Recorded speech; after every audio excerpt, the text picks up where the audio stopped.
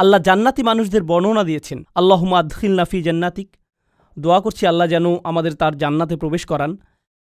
আমরা যখন আল্লাহর জান্নাতে প্রবেশ করব, পরিশেষে এমন একটা সময় আসবে আল্লাহ যার বর্ণনা দিয়েছেন এভাবে, তার প্রতি বিশ্বাসীদের পোশাক পরানো হবে বিশেষ ধরনের, হুল্লু আসাউইরা মিন ফিদ্দাহ, তাই না? তিনি বলছেন, আলিয়াহুম সিয়াবু সুন্দুসিন খুদরু ওয়া ইস্তাবরাক ওয়া হুল্লু আসাউইরা মিন ফিদ্দাহ। তাদেরকে বিভিন্ন ধরনের সিল্কের তৈরি পোশাক পরানো হচ্ছে, হাতে বিশেষ ধরনের ব্রেসলেট পরানো হচ্ছে, মনে করতে পারেন রোলেক্স ঘড়ির মতো কিছু, বিশেষ ব্র্যান্ডের ঘড়ি পরানো হচ্ছে, হাতে ব্রেসলেট পরানো হচ্ছে, সুন্দর জামা পরানো হচ্ছে। কেন তাদের স্পেশাল পোশাক পরানো হচ্ছে? ভালো পোশাক পরেন কারণ বিশেষ কোনো অনুষ্ঠানে যোগ দিতে যাচ্ছেন, তাই না? আপনি উত্তম পোশাক পরেন যখন বিশেষ কারোর সাথে সাক্ষাৎ করতে যান। ঠিক একই আয়াতের পরের অংশে তিনি বলেন, ওয়াসাকাহুম রব্বুহুম শারাবান তাহুরা, আর তাদের রব আল্লাহ তাদেরকে পবিত্র ড্রিঙ্কস পান করতে দিবেন। আপনারা সরাসরি আল্লাহর সাথে সাক্ষাৎ করতে যাচ্ছেন, আপনাকে বিশেষ পোশাক পরানো হচ্ছে জান্নাতে, কারণ আপনি আল্লাহর সাথে সাক্ষাৎ করতে যাচ্ছেন।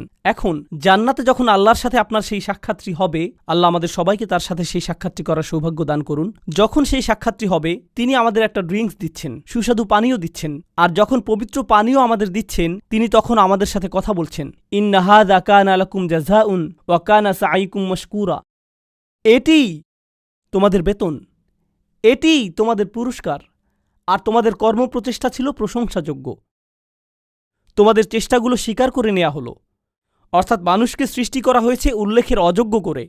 মানুষ মরে যায়, এরপর অন্যরা হয়তো কিছুকাল তাদেরকে মনে রাখবে অথবা রাখবে না, কিন্তু আল্লাহ বলছেন মহাবিশ্বের বয়সের চেয়েও বেশি সময় ধরে এবং যতকাল যাবৎ আকাশসমূহ এবং পৃথিবী বর্তমান আছে তার চেয়েও বেশি সময় ধরে আল্লাহ আমার চেষ্টাগুলোর কথা মনে রাখবেন। আল্লাহ তার স্বীকৃতি দিবেন। আল্লাহ বলবেন, তুমি উত্তম প্রচেষ্টা দেখিয়েছ, আর তার পুরস্কার তুমি এখন পাচ্ছ।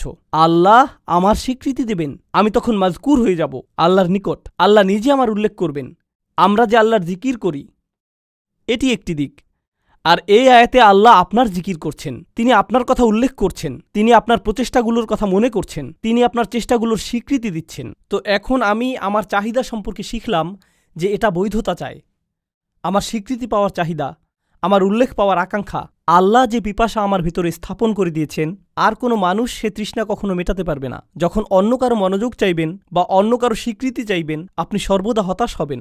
এরপর উপলব্ধি করবেন, যদি আপনি সত্যি কৃতজ্ঞ হন, যদি প্রকৃত শুকরগুজারি হন, তখন আপনি শুধু আল্লাহর কাছ থেকে স্বীকৃতি খুঁজবেন, শুধুই তার কাছে। এটাই আপনার জন্য যথেষ্ট। আর যখন তা যথেষ্ট হবে, জান্নাতে আল্লাহ বলবেন, এই যে তোমার স্বীকৃতি। এটা সেই একই সূরা। প্রসঙ্গত, যখন আমরা অন্যদের জন্য মঙ্গলজনক কিছু করব, ইউতঈমুনা তাআম, তারা অন্যদের আহার করায়, আল্লাহ বলেন, ইন্নামা নুতঈমু লিওয়াজহিল্লাহি লা নুরিদু মিনকুম জাযাআন ওয়ালা শাকুরা।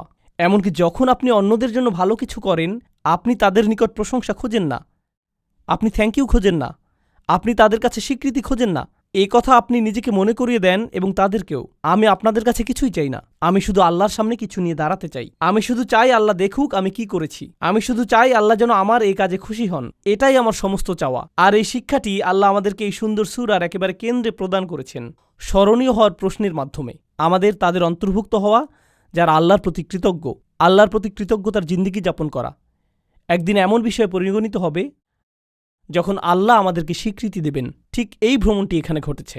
এই সূরার একেবারে শুরুতে আপনারা দেখবেন আল্লাহ উল্লেখ করছেন, আমরা আমাদের মায়ের গর্ভে ছিলাম। আর মায়ের পেটকে বলা হয় রাহাম, গর্ভকে বলা হয় রাহাম।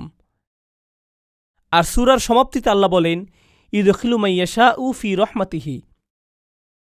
তো তিনি আশারা ইলা রহমা ফিল বিদায়া, তিনি রহমের দিকে ইঙ্গিত করলেন সূরার সূচনাতে। আর উপসংহারে তিনি বললেন, তিনি যাকে চান তার রহমাতে প্রবেশ করান, অর্থাৎ তার জান্নাতে। ঠিক যেভাবে আপনার প্রতিটি চাহিদা পূরণ করা হচ্ছিল আপনার মায়ের রাহামের ভিতরে, সেটা ছিল রাহামের প্রথম এপিসোড। আর রাহামের শেষ এপিসোড আমার আপনার জন্য অপেক্ষা করছে, আর তা হলো আল্লাহর রাহমা আসলে, আর তা হলো জান্নাতে প্রবেশ। আল্লাহ আমাদের সবাইকে তার জান্নাত প্রদান করুন।